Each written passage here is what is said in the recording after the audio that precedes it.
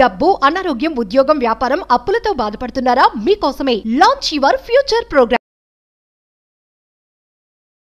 Hi hello నమస్తే welcome to Suman TV. ప్రస్తుతం మనతో ఉన్నారు ఫినాన్షియల్ అడ్వైజర్ నందూరి రవికుమార్ గారు. నమస్తే సార్. నమస్తే, బాగున్నామ్మా. Fine sir. సార్, ఇప్పుడు మనం ప్రీవియస్ వీడియోలో 5,000 పెట్టుబడితో ఎస్ఐపిలో మంచి ఇన్వెస్ట్మెంట్ ప్లాన్ గురించి మాట్లాడుకున్నాం, 50 లక్షలు ఎలా సంపాదించాలని. ఇప్పుడు ఏంటంటే 10 సంవత్సరాలలో 1 కోటి సంపాదించాలంటే ఎస్ఐపిలో ఎంత పెట్టుబడి పెట్టాలంటారు? ఇప్పుడు మనకేంటంటే ఇప్పుడు target 1 crore and fixed period 10 years. మనం ఎంత పెట్టుబడి పెట్టాలి అంటే మనం ఎంత ఆదా చేయగలం, మినిమం ఎంత ఆదా చేయాలి అన్నది ఇప్పుడు మనకి ఇక్కడ ఇదనమాట. అంటే మనం ఎస్టిమేషన్ ప్రకారంగా మన సర్టెన్ ఎజంప్షన్స్ తోటి, మన పూర్వ అనుభవంతో, మనకున్న ఇండియన్ క్యాపిటల్ మార్కెట్లో ఇప్పుడు ప్రస్తుతం జరుగుతున్నటువంటి ఏవైతే గ్రోత్ ఉందో దాన్ని బట్టి మనం ఈ ఎజంప్షన్ మనం తీసుకుంటాం. ఓకేనా? సో ఇండియన్ క్యాపిటల్ మార్కెట్లో మనం చూసింది ఏంటి, లాస్ట్ 2 yearsలో స్మాల్ క్యాప్, పర్టికులర్లీ స్మాల్ క్యాప్లో మ్యాక్సిమం గ్రోత్ ఉంది.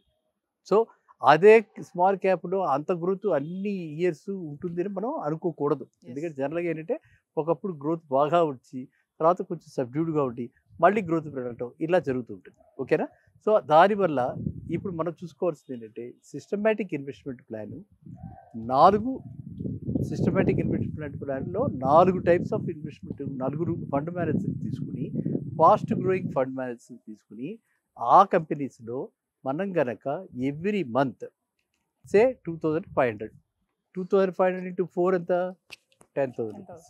10,000 రూపీస్ ఇన్వెస్ట్ చేస్తే సంవత్సరానికి 1,20,000 రూపాయలు మన పెట్టుబడి అవుతుంది.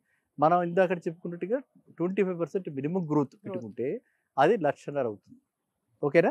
మినిమం గ్రోత్ 1,50,000, అది ఆ విధంగా డైరెక్ట్ ఈక్వేషన్లో అవుతుంది. కానీ దీని కాంపౌండింగ్ ఎఫెక్ట్ ఉంటుంది కాబట్టి అది నియర్లీ 1.8 lakhs అవుతుంది. 1 yearలో 1.8 lakhs అవుతుంది. ఇలా 1.8 lakhs మల్టిప్లై అవుకుంటూ మనకి కావాల్సిందంత కోటి రూపాయలు. కానీ 10 ఏళ్లలో మనకి ఈ విధంగా పెట్టుబడి పెట్టుకుంటుంటే మల్టిప్లై అవుతుంది కాబట్టి మనకి ఇది 10 ఏళ్లలో సుమారుగా కోటి రూపాయలు టచ్ అయ్యే అవకాశం ఉంది. ఇంకా మనకి ఫర్ ష్యూర్ 10 ఏళ్లలో కోటి రూపాయలు టచ్ కావాలి అంటే మనం మినిమంలో 15,000 పెట్టుబడి పెట్టుకోవాలి. అది అప్పుడు ఫర్ ష్యూర్ 15,000 పెట్టుబడి పెడితే ఖచ్చితంగా కోటి రూపాయలు. ఓకేనా? అంటే ఏంటి, మన గత 2 ఏళ్లలో మనం చూస్తున్నటువంటి ఇండియన్ స్టాక్ మార్కెట్ ఏ విధంగా పర్ఫామ్ చేసింది, గ్లోబల్ కండిషన్స్ ఎలా ఉన్నాయి, గ్లోబల్ కండిషన్స్, ఎకనామిక్ కండిషన్స్ ఇలాగే ఉంటాయా, పొలిటికల్ కండిషన్స్ ఇలాగే ఉంటాయా, వార్ లైక్ సిచ్యువేషన్స్ ఎరప్ట్ కావా, థర్డ్ వరల్డ్ వార్ రాదా, ఇవన్నీ వేరే అంశాలన్నీ కూడా ఈ స్టాక్ మార్కెట్ని ప్రభావితం చేస్తాయి. సో మనం ఇవన్నీ అంశాల మీద మనం ఎటువంటి అంచనాలు వేయలేం.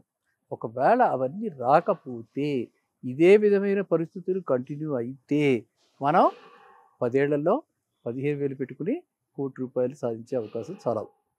ఎందుకంటే ఇట్లాంటివన్నీ కూడా ఈ 10 ఏళ్లే సర్వీస్ ఉన్నవాళ్ళు, లేకపోతే 10 ఏళ్లలో నెక్స్ట్ టార్గెట్ ఉన్నవాళ్ళు రిటైర్ అవుతారు. మనకు తెలుసు 60 ఏళ్ళకి రిటైర్ అవుతారు అనుకుంటే 50 ఏళ్ళ కనీసం పిల్లలందరి బాధ్యత తీరిపోతే మనకి సర్ప్లస్ ఫండ్ ఉంటుంది కాబట్టి వాళ్ళు పెట్టుకోవచ్చు. అది ఒక టైప్.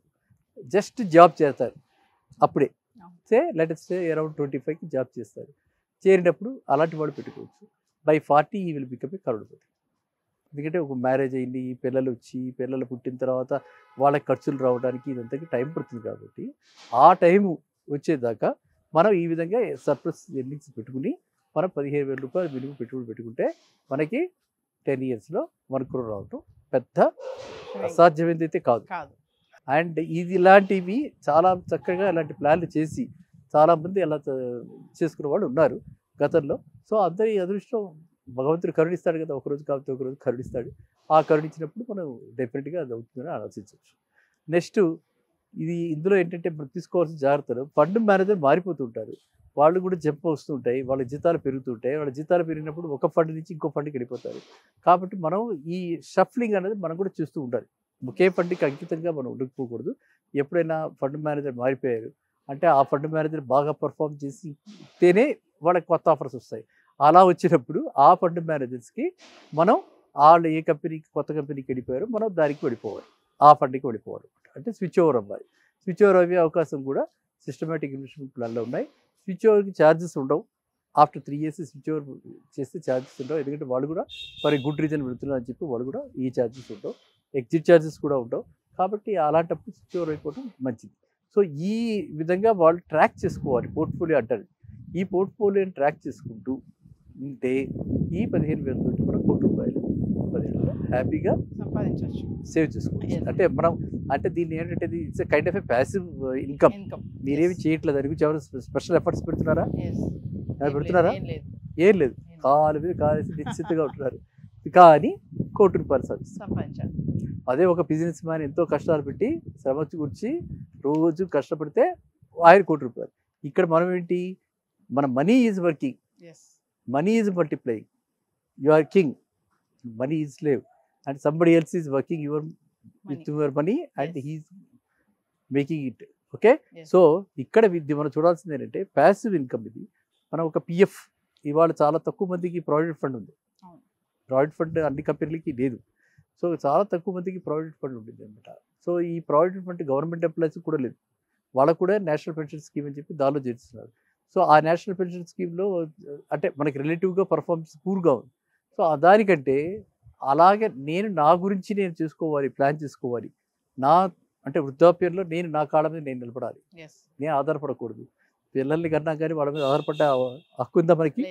లేదు. ఒక అదృష్టమైన వాళ్ళ మీద పడకుండానే వాళ్ళంతా వాళ్ళు ఏదైనా ఇస్తే అదృష్టంగా భావించాలి.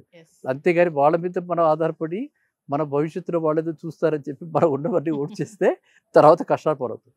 అందువల్ల ప్రతి ఒక్కళ్ళు కూడా ఈ విషయం తెలుసుకుని ఇలా ₹15,000 వాళ్ళు సేవ్ చేసుకుంటూ మంచి ఈ సిస్టమేటిక్ ఇన్వెస్ట్మెంట్ ప్లాన్లో పెట్టుకుంటే ఖచ్చితంగా వాళ్ళు 10 yearsలో ₹1 crore సంపాదిస్తారు.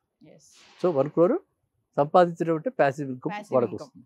ఆ ₹1 crore వచ్చిన తర్వాత వాళ్ళు నెలలో దాని మీద పెన్షన్లా కావాలనుకుంటే అప్పుడు వేరే, ఇది ఎస్ఐపి, అది ఎస్డబ్ల్యూపి, సిస్టమేటిక్ విత్డ్రాయల్ ప్లాన్. మనం ఫండ్ మేనేజర్ చెప్తే నాకు నెలకి 50,000 కావాలంటే 50,000 యూనిట్లు తీసేసి, అంటే అప్పుడు ఏమైపోతుంది మీకు, ఒకటి 15,000 కంట్రిబ్యూషన్ అయిపోయింది, అది మనకు వచ్చేసి చేతిలోకి లిక్విడిటీ వృద్ధాప్యంలో. నెక్స్ట్ రెండోది ఏంటి, ఇక్కడి నుంచి ఒక 50,000 తీసుకోవచ్చు, నెల 50,000 తీసుకోవచ్చు. ఆ ₹1 crore పెరుగుతూనే ఉంటుంది కదా, అది అలా ₹1 crore గానే అది అలా గ్రో అవుతూనే ఉంటుంది. మనం ఇలా సిస్టమేటిక్ విత్డ్రాయల్ ప్లాన్ పెట్టుకోవచ్చు. సో అలా లైఫ్ని ఏంటంటే 2 రకాలుగా మనం ఒక పక్కన ఎంజాయ్ చేస్తుంటాం, ఇంకో పక్కన గ్రోత్ చూస్తూ ఉంటాం. మనం డినై చేసుకుని అన్ని కష్టాలు మనం భరించి సంపాదించడమే కాకుండా ఆదా చేసి అది మళ్ళీ నెక్స్ట్ జనరేషన్కి ఇస్తే వాళ్ళకే వాల్యూ ఉంటుంది. మనం కూడా కొంత సంపాదించాం కాబట్టి మనం కూడా కొంతవరకన్నా దాన్ని అనుభవించాలి. అదేనా, అనుభవించిందే ఆస్తి, మనం వదిలేసింది ఆస్తి కాదు, అది తర్వాత వాడికి ఆస్తి, వారికి వారసత్వంగా వచ్చే ఆస్తి, అది వాడిది. కానీ మనం అనుభవించిందే మన ఆస్తి. సో ఎక్స్పీరియన్స్ అంటే మనం ఎక్స్పీరియన్స్ చేయాలి జీవితాన్ని. మనం భగవంతుడి ఇచ్చే జీవితాన్ని మనం వాడుకుని మనం ఎక్స్పీరియన్స్ చేసి మనం అనుభవించాక మిగిలిందే వాళ్ళకి ఇవ్వాలి. అర్థమైందా? సో కాబట్టి మనం ఏ విధంగా ఏ లైఫ్ సైకిల్లో ఎక్కడున్నాం, బిగినింగ్లో ఉంటే 25 yearsలో ఉంటే పిల్లలందరూ చూసుకోవాలి బాధ్యత ఉంది కాబట్టి ఆ విధంగా సేవ్ చేయాలి. 50 years దగ్గర ఉంటే మన గురించి మనం సేవ్ చేసుకోవాలి. సో ఈ మధ్యలో ఇయర్స్లో ఉన్న వాళ్ళకి సేవ్ చేయడానికి చాలా కష్టం. మిడిల్ క్లాస్ వాళ్ళకి అప్పుడు పిల్లలు ఎదుగుతారు, ఫీజులు కట్టాలి, హాస్టల్స్ పంపించాలి, ట్యూషన్స్ పంపించాలి, ఎన్నో రకాలకు వాళ్ళకి ఈ ఫ్యాషన్స్ ఇవన్నీ వచ్చేసాయి, ఎన్నో రకాలటువంటి వాళ్ళకి అంటే కోరికలు ఉంటాయి. అవన్నీ మనం చేస్తారు కాబట్టి అప్పుడు పెద్దగా ఆదా చేసే అవకాశం ఉండదు. సో ఆదా చేసే అవకాశం ఉన్నప్పుడే మనం దాని గురించి ఆలోచించాలి. అంతేగాని ఏదో ఒక డినై చేసుకున్నంటే ఏదో తిరగకుండా మన కనీస అవసరాలు తీర్చుకోకుండా మనం ఆదా చేయకూడదు, అంతలా చేయకూడదు. సో అందువల్ల ఈ రెండిట్లో ఏదైనా సరే మీరు అడిగిన ప్రశ్న స్ట్రైట్గా 10 ఏళ్లలో కోటీశ్వరుడు కావాలంటే 15,000 పెట్టాలి. ఓకేనా? 10, 1 crore, 15,000 per month through 4 or 5 systematic investment plans. Risk diversification, average returns 25%. ఇవి మన assumptions. Thank you sir. Thank you. Suman టీవీలో మీ పర్సనల్ అండ్ బిజినెస్ ప్రమోషన్స్ కోసం కింది నెంబర్కి కాంటాక్ట్ చేయండి.